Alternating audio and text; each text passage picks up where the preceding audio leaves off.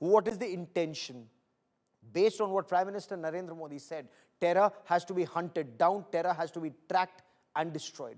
What are some of the scenarios that India can do? We've been speaking to some of the experts, and some will be joining us on this India Today special broadcast. So what are some of the possible targets that you and I are aware of? Targets that are known where Pakistan, and this is the tragedy of a state sponsor of radical Islamist terror like Pakistan, that terrorism is out there in the open for all to see. For example, Bahawalpur is the headquarters for a UN designated banned terrorist organization called Jaish-e-Mohammed. Muridke is the headquarters of the other UN designated banned terrorist organization called Lashkar-e-Taiba. Of course, in India, they masquerade under this so-called secular name of the Resistance Front. They can be targeted.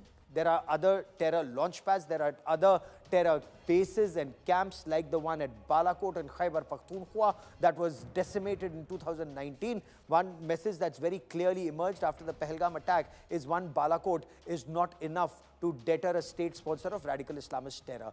What are some of the assets that India has? The BrahMos supersonic cruise missile, for example, or the Prithvi 3 missile that can be used, or the Scalp missiles can be fired off a Rafale fighter jet. Remember, we didn't have either the Rafales or the Scalps or the Meteors in 2019, something that Prime Minister Narendra Modi had referred to, because if we did in 2019, Pakistan wouldn't even have dared to attempt an Operation Swift Retort, because we would have had those beyond visual range missiles. And of course, this interoperability would have been much better with the Rafales and the Sukhois and the AWACS operating in tandem. Scenario 2 is something that is a nightmare for Pakistan, and that is the blockade of the Karachi and the Gwadar ports. It's a very innocuous step that India may just take by carrying out exercises in the Arabian Sea. That's very natural. It's international waters. But when you carry out live-firing missiles drills in the Arabian Sea, what does that mean? It means fuel supply to Pakistan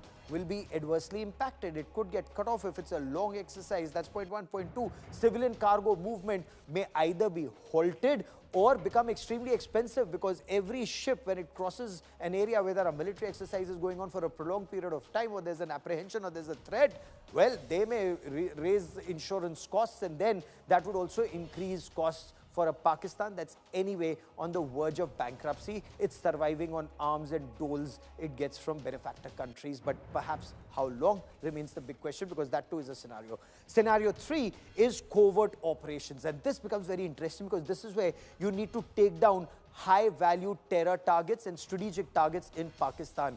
This is where India has to be very clear. And in the entire Indian opposition was with the government, especially after Pahalgam. The nation is horrified in the manner in which those radical Islamist terrorists singled out tourists and killed them at point-blank range. Some of those images are so horrifying, we can't even show them to you, when people have been shot dead at point-blank range. They asked their names, asked to identify their religion, and when they couldn't recite the kalma, they were shot dead. So this is retribution time. For who? For terrorists like a UN-designated banned global terrorist, the professor of terror, Hafiz Saeed, or that Maulana of terror, again a UN-designated banned terrorist, Masood Azhar, or the key commander involved in 26/11 Mumbai terror attacks, Zakir Rahman Lakhvi, fathering children in jail, or the 1993 Mumbai blast convict Dawood Ibrahim Kaskar. 257 people were killed in 12 serial blasts in 1993 in Mumbai. Then, of course, the financer of 26/11, Sajid Mir, a key aide of Dawood Ibrahim, Chota Shakil, Tiger Memon, one of the main plotters of the recent attacks in Pahalgam, Saifullah Khalid. There are so many terrorists who need to be taken down. Pakistan is, per square meters, maximum number of UN designated and US designated banned terrorists in any country are in terror central, that is Pakistan. What is extremely crucial is also scenario 4. You see, this is a battle that also needs to be fought in the minds, and especially a radicalized mind like in Pakistan. When you have an army chief who's the son of a Maulana and is equally a zealot who's a radical Islamist, who thinks, as many argue, he thinks of himself as the next Muhammad bin Qasim or a Muhammad Ghori or a Mahmud of Ghazni. He thinks he's going to take this Ghazwa-e-Hind against India. That is the radicalized mindset of Asim Munir. Now, when you have somebody like that who's leading Pakistan, information warfare becomes extremely critical. And the world must know, like India has given dossiers of Pakistan's involvement in Pahalgam or the evidence of Pahalgam to not just the ambassadors of P5 countries, but also other important ambassadors today in Delhi. That's the information warfare that India needs to fight at multiple levels, including on social media. Expose ISI sleeper cells worldwide. Very important. Which are these ISI sleeper cells? For example, David Coleman Headley, who was the Lashkar-e-Taiba sleeper cell in the United States of America, or that Captain Tahawwur Hussain Rana, that absconder of Pakistan Army, who's currently in India, extradited after much effort. He was the Lashkar-e-Taiba sleeper cell in Canada. Or people like Ghulam Nabi Fai, paid ISI agents living in the United States of America, spewing venom against India, sitting in the United States of America, and how many more? There's a big dossier, and now it's being given to various countries in Europe and the United States of America. Then there's another aspect that's hotly being debated. Diplomatic support to freedom movements in Balochistan and in Khyber Pakhtunkhwa. India does not support terror, but should India be supporting or highlighting the plight of the people of Balochistan and the Pashtuns in Khyber Pakhtunkhwa and the atrocities of Pakistan Army? Scenario number 5. And this is perhaps one of Pakistan's worst nightmares. Imagine if India, and this is a question that I'll be putting to former Chief of Army Staff, General Deepak Kapoor, who joins us in a bit. Imagine Pakistan sought the ceasefire with India, so the 770-kilometer long line of control is peaceful.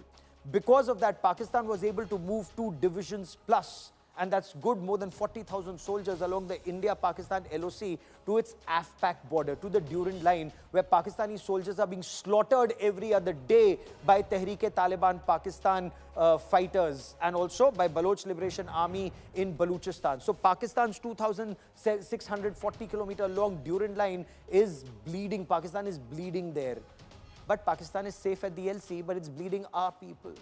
It's just Pakistan Army was involved in trying to send in terrorists in Uri sector. 2 terrorists were killed just yesterday. So why should there be a ceasefire at the LOC? That's a question that the country is grappling with. The Cabinet Committee on Security, Defense Ministry, they're all talking about it, thinking about it. If India should once again open the LC in terms of the heavy artillery and the mortars once again opening up, that is Pakistan's worst nightmare. Because if it has a hot line of control and if it has a hot Durand line, well, Pakistan Army will be stretched fighting on the India-Pakistan LOC, on the Afghan-Pakistan Durand line, and of course in Khyber Pakhtunkhwa internally, and in Balochistan. The Pakistan Army cannot fight this. Then this Islamist zealot that Asim Munir is, his own country will realize how evil he is. So Pakistan should be stretched along the LC and the Durand line and internally. Make Pakistan Army fight on multiple fronts, because do remember, the more Pakistan Army bleeds,